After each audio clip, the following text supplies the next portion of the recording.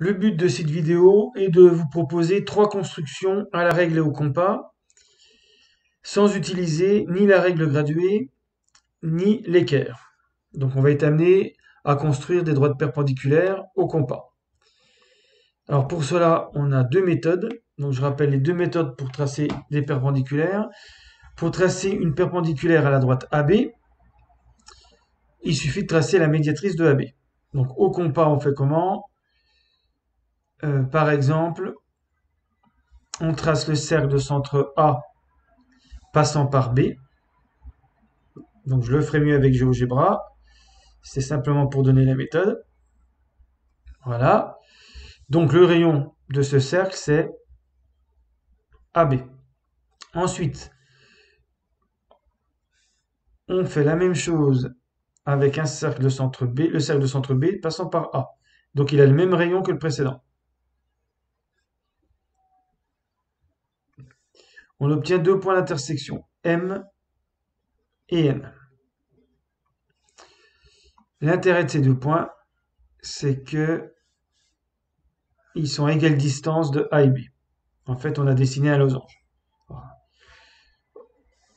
Parce que vous avez AB qu'on retrouve ici, et ici, puisque M et N appartiennent au premier cercle, mais qu'on retrouve ici. Également ici, les deux rayons, BM, c'est le rayon BA, c'est le rayon BN. Et donc, ces 2 points, étant situés à égale distance de A et B, appartiennent à la médiatrice. De AB, il n'y a plus qu'à tracer MN. Alors si c'était bien fait, là on a un angle droit. Donc on a tracé une perpendiculaire sans utiliser d'équerre. Et puis on a même ici point d'intersection qui est au milieu de AB. C'est aussi une méthode pour tracer un milieu sans règle graduée. Alors la deuxième méthode pour tracer des angles droits.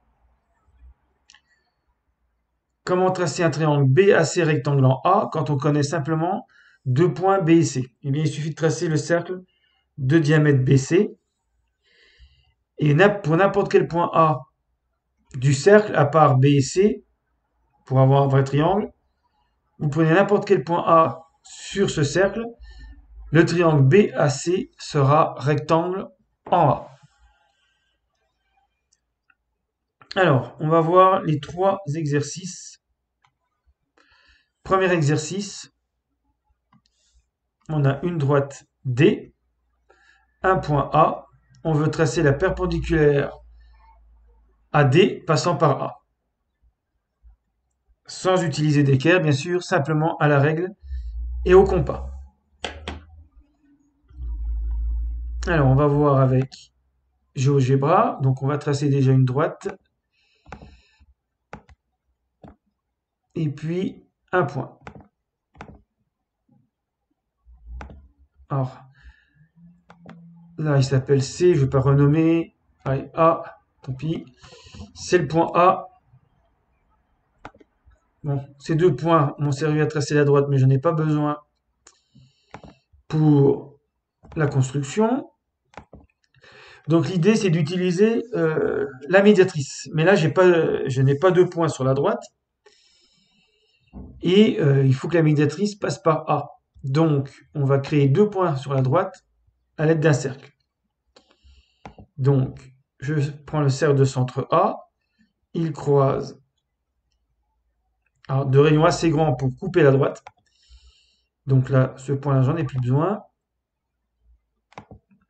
Et donc, les 2 points d'intersection, ici,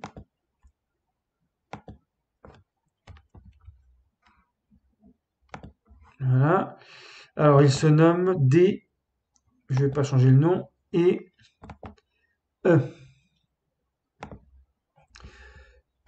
Alors, comme ils sont sur le cercle de centre A, A est à égale distance de D et E. Donc l'idée maintenant, ça va être de tracer la médiatrice de DE. Elle va forcément passer par A. Et elle va être perpendiculaire à DE. C'est exactement ce que je veux. Donc maintenant, on trace la médiatrice de DE. Alors je vais effacer ce cercle pour plus de lisibilité. Donc bien comprendre que DE sont à égale distance de A. Donc je vais me servir de ce point pour tracer un cercle de centre D passant par A. Et bien sûr, un cercle de centre E passant par A. Et là, je suis sûr d'avoir le même rayon, puisqu'on avait tracé D et E sur le même cercle de centre A.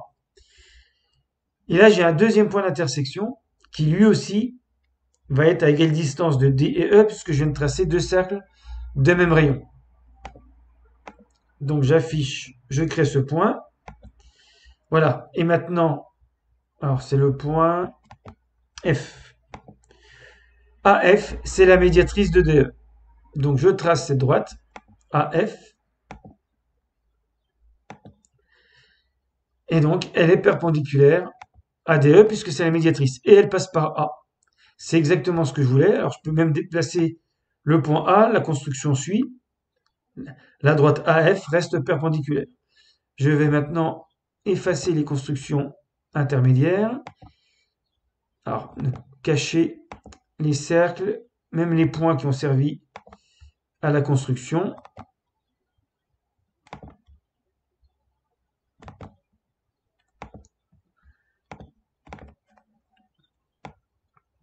Et voilà, ça marche. La droite est toujours perpendiculaire et passe par A.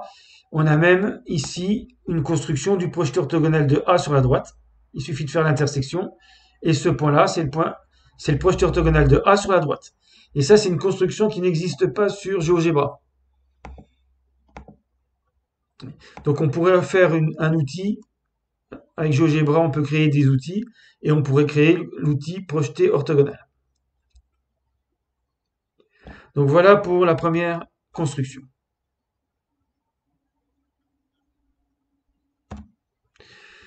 Alors, on va revenir aux énoncés. Deuxième construction. On a un cercle dont on connaît le rayon. Et puis, dont on connaît surtout le centre, je voulais dire. Voilà, alors je vais le placer à peu près là. Et puis, on a un point en dehors du cercle. Et on voudrait tracer la tangente. Alors, j'ai mis la tangente, mais en fait, c'est une erreur. Il y a plusieurs tangentes au cercle passant par A. Alors, je vais le faire approximativement. Avec GeoGebra, je ferai une construction exacte. Donc, il faut passer par ce point. Là, j'ai 0 point d'intersection. Là, j'en ai 2. J'en veux un seul pour une tangente. Voilà, à peu près ici, j'ai un point d'intersection. Ça me fait une tangente. Mais il y en a une deuxième ici. Alors, le problème, c'est qu'il faut trouver la position exacte des points de contact. Alors, je vais tracer les rayons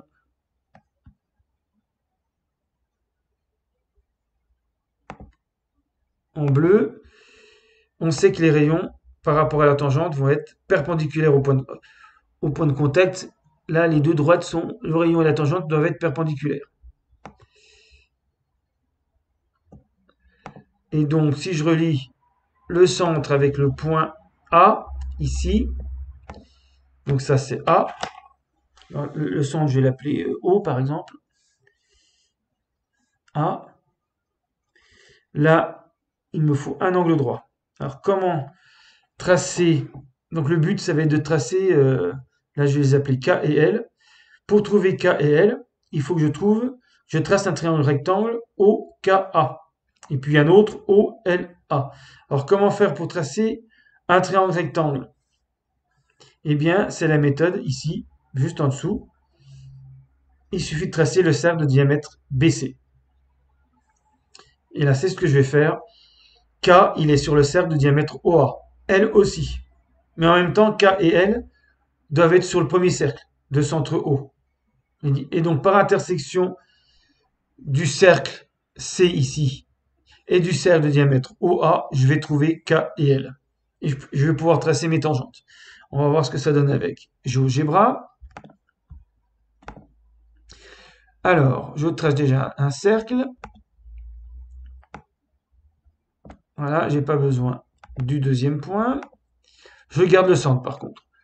Je trace un point en dehors du cercle. Donc ça, c'est le point... je vais le renommer quand même puisque je l'ai appelé A dans l'énoncé. Celui-là, je vais l'appeler O.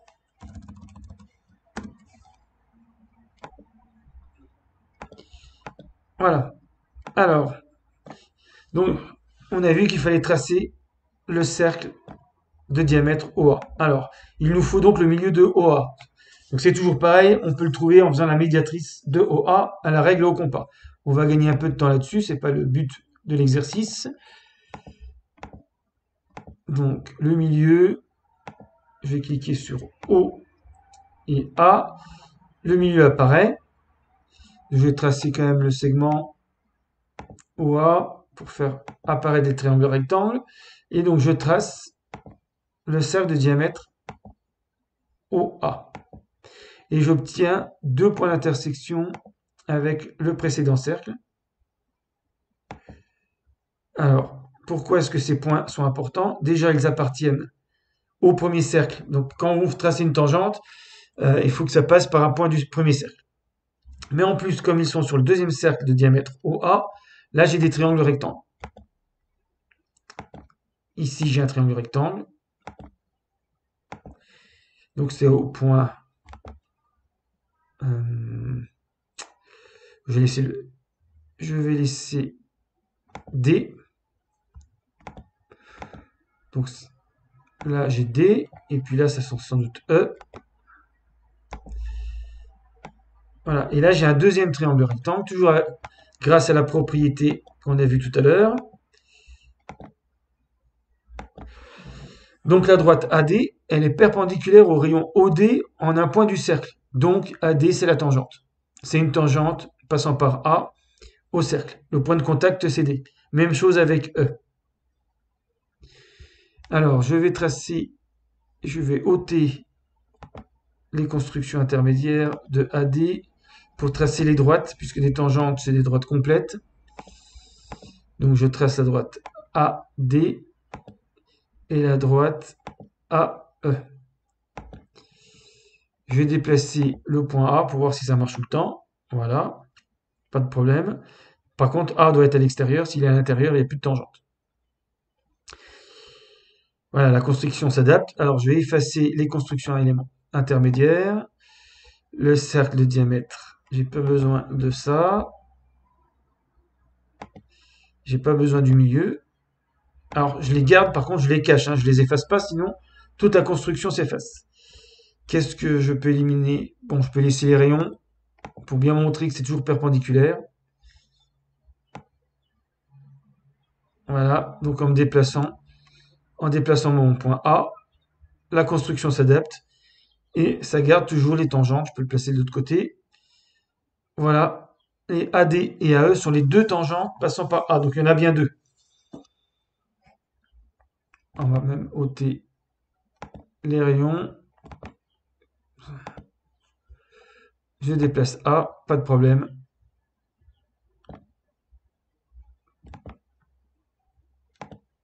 Je peux même ôter les points de contact. Ça sera encore plus parlant.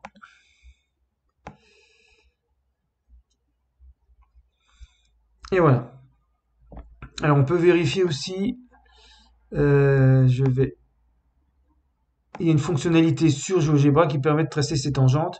Ça marche aussi avec des fonctions. On va voir si ça marche ici.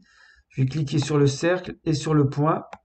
Voilà. Et de lui-même, il me trace la tangente. Donc c'est une fonctionnalité qui existe sur GeoGebra, qu'on utilise surtout pour les courbes des fonctions. Alors maintenant, on va voir le troisième exercice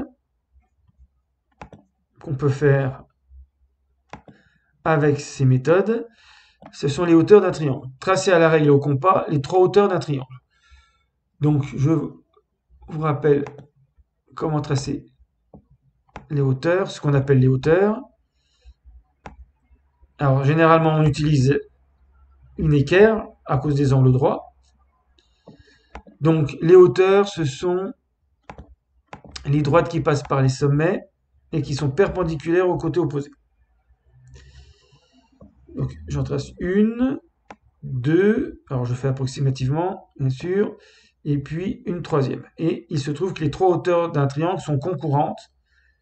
comme les trois médiatrices d'un triangle, sont concurrentes en un seul point, en un point. Donc là, je vais l'appeler H. Il est souvent noté H, c'est l'orthocentre. Donc, dès qu'on a tracé deux hauteurs, on a le point d'intersection H, ce qui permet de tracer la troisième assez facilement. Les hauteurs sont donc perpendiculaires aux côtés opposés et passent par un sommet. Alors, je vais nommer les points. On remarque tout de suite. Alors, je vais noter A', les pieds correspondant au sommet. BC', C, c'est un triangle rectangle en C. Donc C' appartient au cercle de diamètre BC, toujours la même propriété.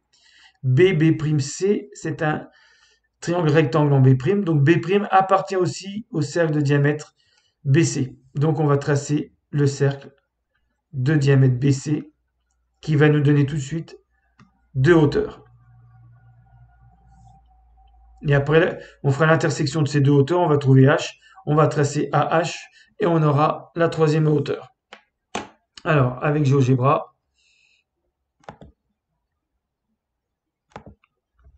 je vais tracer un triangle.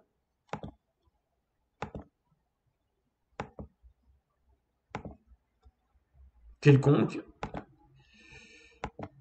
Alors, pour que ça marche, il va falloir que je vais faire l'intersection avec les côtés, donc il faut que les trois hauteurs soient à l'intérieur du triangle, mais on pourrait faire avec les intersections avec les droites. Là, c'est pour montrer la construction. Donc là, je vais montrer les points A, B et C.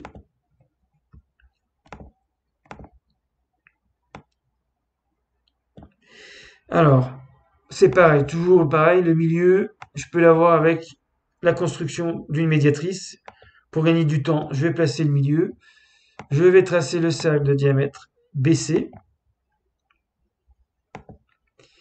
Et là, je vais repérer les points d'intersection de ce cercle avec les côtés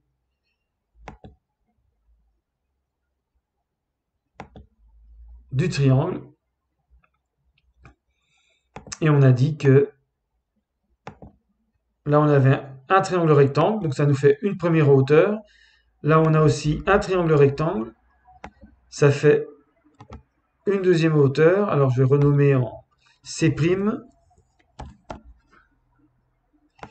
C'est celui-là que j'avais appelé C'.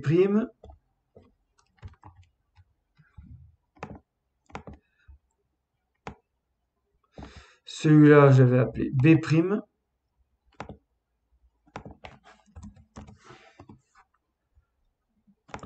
Voilà, comme C' appartient au cercle de diamètre BC, BC', c'est un triangle rectangle en C'. Et donc, j'ai bien C', qui est perpendiculaire à AB. Donc, c'est bien une hauteur. Même chose pour BB'. L'orthocentre, il est ici. Et donc, ça va me permettre de tracer, sans refaire de cercle, la troisième hauteur.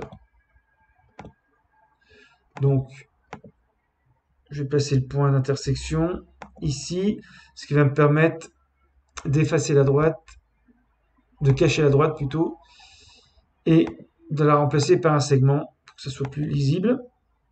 Et voilà les trois hauteurs. Si je déplace les points, alors tant que j'ai pas d'angle obtus, là, la construction marche plus. Enfin, une partie des droites qui disparaît. On a encore la hauteur BB'. Là, quand vous avez un triangle rectangle, l'orthocentre, c'est l'angle droit, le sommet de l'angle droit. Et puis, là, ça s'adapte à la construction. Alors, bien sûr, il faut éviter les angles obtus. Sinon, il fallait faire l'intersection du cercle avec toute la droite AB et pas se contenter du segment AB. Alors, je vais effacer les constructions intermédiaires. Voilà, j'ai pas besoin du milieu. Bon, je peux effacer les points aussi. L'orthocentre. Voilà. Et donc voilà les trois hauteurs. Elles sont perpendiculaires aux trois côtés. Et la construction s'adapte. Si je déplace mes points B et C, à condition que les hauteurs restent à l'intérieur du triangle.